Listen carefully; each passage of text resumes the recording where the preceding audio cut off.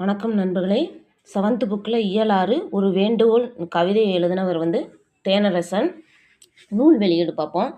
தேனரசன் தமிழாசிரியராக பணியாற்றியவர். இவர் வானம்பாடி, குயில்தென்றல் போன்ற இதழ்களில் கவிதைகள் எழுதியுள்ளார். தேனரசன் இதழ்களின் கவிதைகள் கேட்டால் வானம்பாடி, குயில்தென்றல் போன்ற இதழ்களின் கவிதைகள் எழுதியுள்ளார்.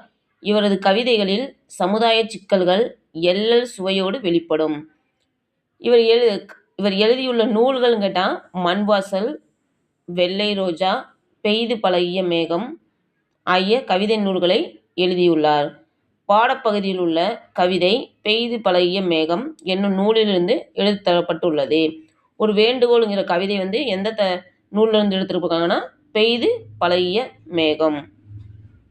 Okay, thank you.